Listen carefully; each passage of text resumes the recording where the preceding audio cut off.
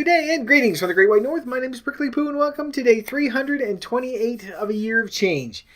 Today we're going to visit something that this story comes around every 12 or 18 months. And it just sort of, there's always something similar to it.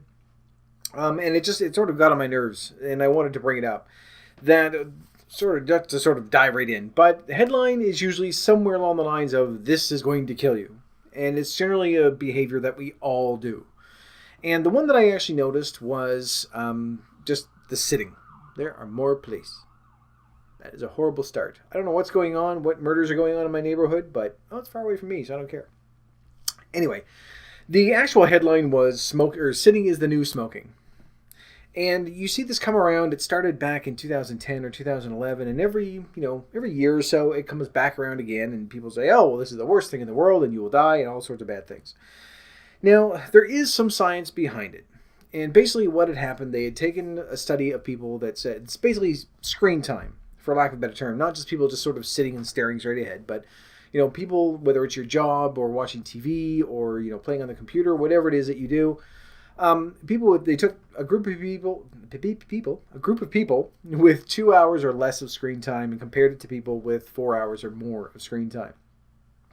And they took everything else into account, their eating habits and smoking and exercise and all the stuff, and found that there is a big, big difference in the risk between cardiovascular disease and obesity and angina and like a whole slew of different things.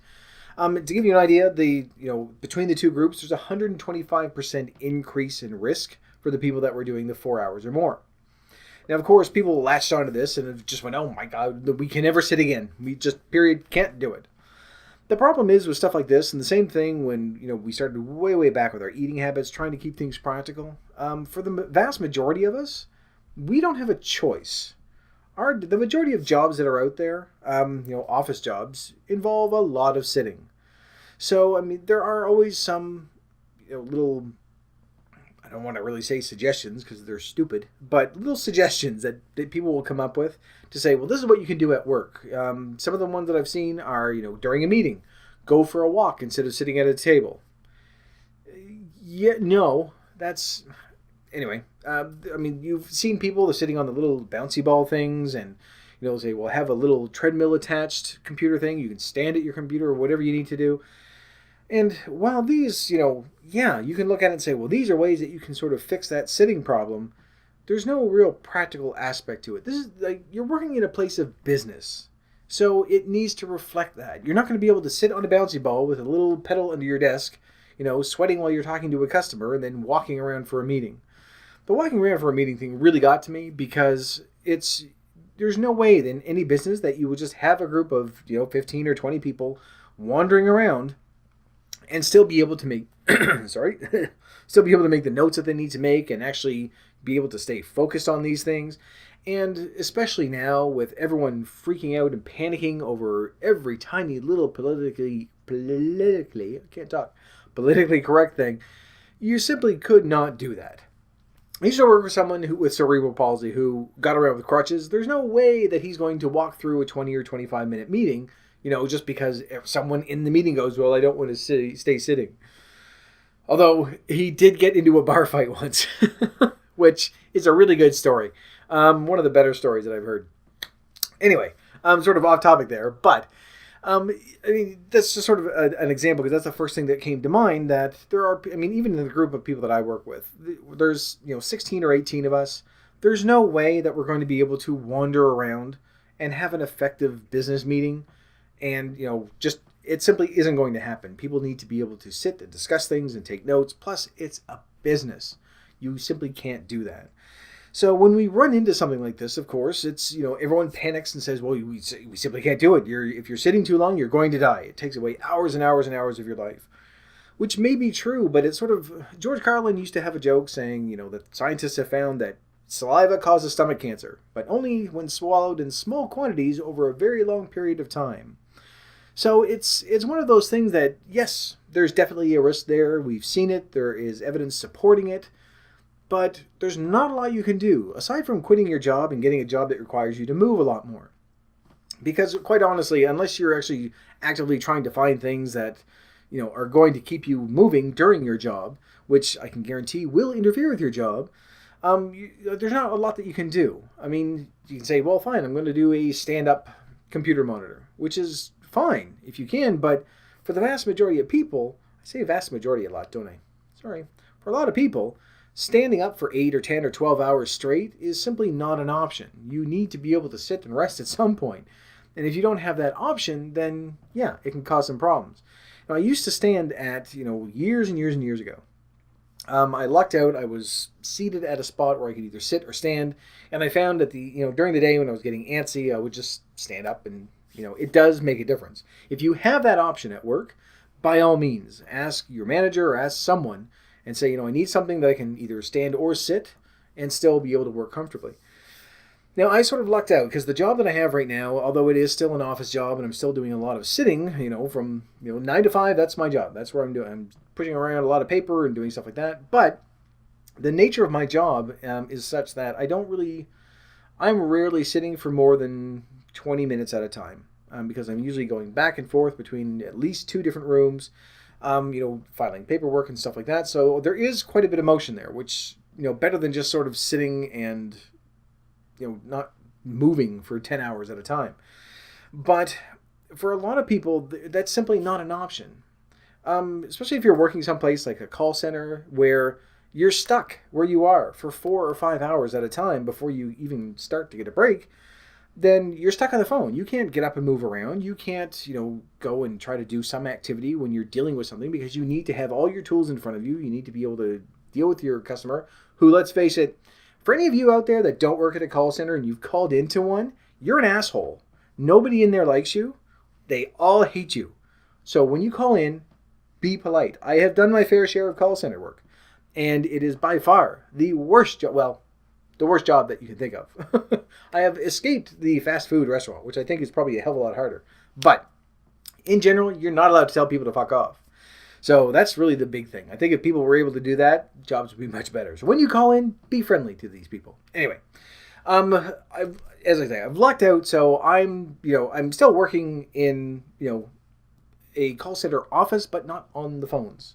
But I do a lot of filing and stuff like that, and I shuffle papers around, so I get to move around quite a bit throughout the day. And it's not a lot. It's enough to, at least keep me so I don't get stiff when I'm sitting in my chair.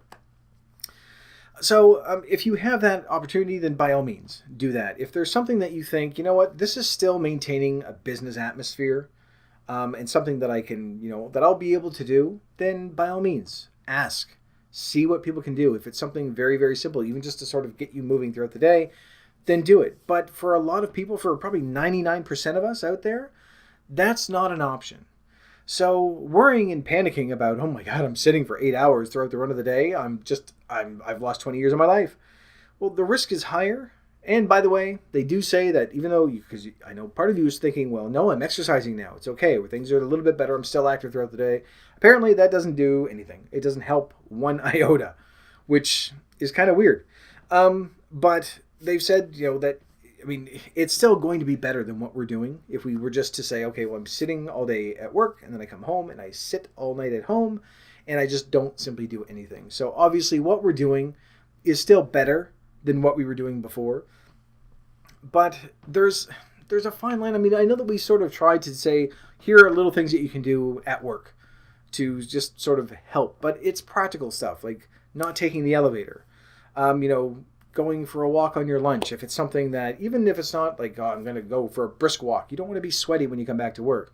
Just a nice leisurely pace. It's still better than just going and sitting down somewhere. And I get it. You're exhausted. If you're halfway through your day, you just want to go home. That's the last thing on your mind. But as we start looking at these things, these are all things that are practical and things that aren't going to draw attention to yourself. You're not going to sit there and just say, hey, look at me, I'm sitting on a bouncy ball instead of an actual office chair. Because let's face it, you'll look like an idiot. If anyone came up to you and said, well, we're going to have a meeting now, but keep in mind, we're going to be doing laps around the building. We're going to be going outside to do this. It's just, okay, well, it's disruptive. There's no point in having the meeting because you aren't going to be able to get the information that you need. You aren't going to be able to formulate the plans that you need to actually go out and implement them to get the job done. So when you're looking at suggestions like that, For me anyway, I look at them and just think it's garbage. It's absolute shit. There's no way that anyone's going to be able to do that. And there's that risk, I guess, when we see something like this that says, well, this is the new horrible thing that you need to watch out for. Here are ways to get around it. We've always tried to be as practical as we can, which is why, we haven't cut out foods and we're starting off our exercise very, very slowly and just, adapting it to each person as we go and trying to figure out, okay, this is good for me, this is bad, this is too much, this is too little, because we need to be able to, at least in some respect, keep things going in a way that is not going to be too disruptive to our life. Now, in part, what we're doing has been very disruptive. We have completely changed our eating habits. We've changed our activity levels. For some of us, we've changed our sleep schedules. So there is some disruption there, but it's all been very good. It's been very slow. It's been very gradual, tiny, tiny increments. Stuff like that is okay. But it's all stuff that we can maintain. It's stuff that we've been able to do for at least the past couple of weeks. And if you've been with us right from day one, then, you've been able to do this for the past 10 or 11 months. But I guess the main reason why I'm sort of bringing this up is that, stories like this come around all the time. And you're going to see it where it's going to be one thing is going to be like, this is the news, the sky is falling thing.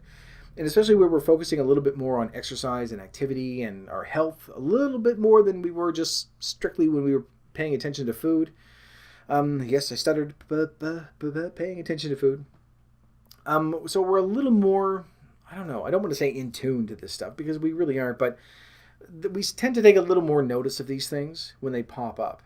And it is a danger to sort of look at something like this and go, oh my God, well, I'm trying to do things better. Well, then I need to bump things up, obviously, because I'm sitting too much or I'm laying down too much or I'm sleeping too much or whatever it is. There are some things that you simply are not going to be able to help. And, sitting for 4 or 5 hours a day, especially if you have a job that requires you to work at a computer, then you're going to be sitting 4 or 5 hours a day. So you're not going to die of a heart attack. You're not going to have your heart explode or your face fall off halfway through your workday. We know that there is a risk there, so all that we can do is try to mitigate that as much as we can, and I screwed that word up. We need to mitigate that as much as we can. Is that the right term? Yes, I think it is. Maybe. I don't know. Basically, what we need to do is try to offset that danger as much as we can. There we go. The best way that we can do that is with our eating habits, which we've improved greatly over the past year. Be more active in general, and although they say, well, it doesn't really help compared to when you take everything else into account, sitting more is still worse for you than standing and anything else, which makes sense. It's a bit of a huge jump, which is a bit of a shock. But in general, being active, stuff that we've been doing, even if you're at this stage, you're still only doing it once or twice a week, it's still better than what we were doing before. We've made these gradual improvements. And so, yes, we are offsetting that danger a little bit. And maybe not directly, because of sitting down all day, but our eating habits have changed. So in that case, fat content that we've been eating has gone down. Sugar has gone down. Sodium has gone down. Fiber intake has increased. We're eating just healthier foods in general, all the way around. We're getting away from a lot of the sugary and salty snacks for the most part. I don't have anything special to share with you. I did buy popcorn, but I haven't had any yet. But popcorn, we looked at that. Aside from the horrible sodium amount, could be a lot worse.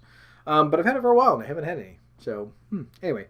But everything from our regular breakfast to our snacks to late night dinners and, all the things that we've sort of focused our attention on, that's improved so much in the past year that we probably have offset a lot of the risk that comes with being obese and not being active and everything else.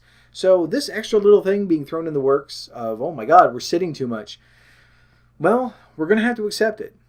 We've had to accept a lot of things right from the start. And I think this is another one of those things that, if you can get to, if you're in a position at your work where they say, no, you're not stuck in one spot. We can get you a desk that allows you to either stand or sit. Something's adjustable. I've had that in the past. It is good. It's, if for no other reason, then you're not stiff all the time. Or something that you feel, okay, I can still do this. I'm still going to be able to show my face at work without looking like a moron because I'm like sitting talking to a customer and bouncing on a ball or whatever you're doing. And especially if you're in a customer one-on-one facing business like that, you don't want to go to them and going, I can help you get your bank loan. Here, let me sit you on a bouncy ball and we'll both sit on a bouncy ball and it'll be much, much better. there's a certain atmosphere that needs to be maintained in a business environment, and I find that a lot of the suggestions that sort of come with, oh, well, this will help you improve, really don't follow along with those lines. So, and I mean, there are tons of stories that are like this. There's always something, there's always some new thing, and there's usually some stupid suggestion that goes along with it. I'm mainly picking on this one because this one came up yet again. And I mean, it's been a couple of months since it really sort of took off. But give it another 6 months, it'll come back around again. And someone will say, oh my God, it's the worst thing in the world for you. You shouldn't be sitting down ever. Just either need to stand, sit, or run. Not sit, but stand or run. I screwed that up. Anyway. The main point of this, I guess, is that there are things, especially now that we're sort of paying more attention to our health, aside from just the food. Fucking hell, my words up. Aside from just the food, we're now looking at our activity and our health in general, which, of course, looks at cardiovascular health and, our just basic things from lung capacity to and other stuff, which I can't think of right now. So obviously, I'm not paying very much attention to what we're doing.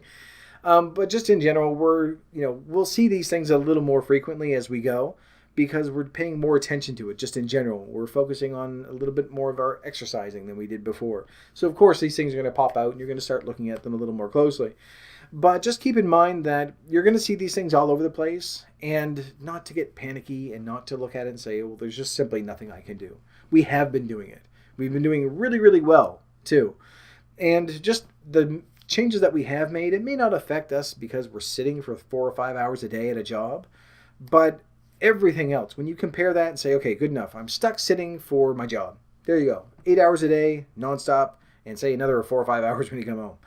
But in general, having that same lifestyle, but not exercising regularly and eating the way that we used to eat, if you were to compare those two, then I think that 125% jump is going to go up even more.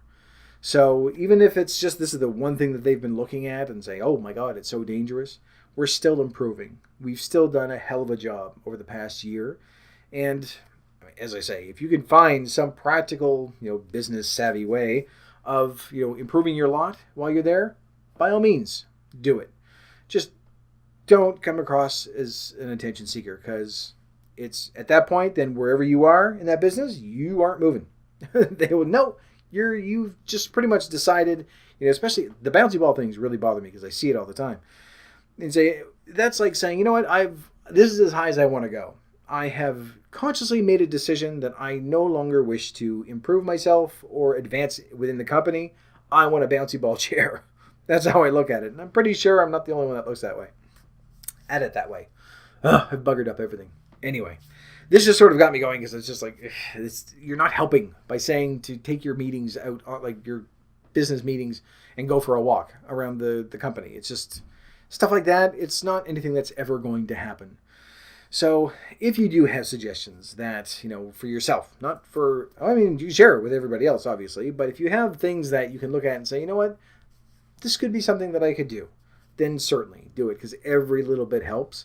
But in general, we understand there are some things that we need to accept. We don't have to be happy about it, but all that we can do is say, okay, that's a bad section of my life I need to deal with, so I'll accept the fact that I'm going to be sitting for 8 hours. How can I sort of offset some of that, on those moments when I don't have to sit? And that's pretty much what we've been doing. Anyway, I'm repeating myself and getting all angry and grumbly and everything else because shit like this just bothers me because it's not practical. So, anyway, that's it. I'm going to leave this video here because otherwise I'm not going to know how to end it. So thank you very much for watching. If you liked it, please poke the like button for me. And in the meantime, keep yourself warm and fuzzy, and I will see you in the next video. Bye-bye.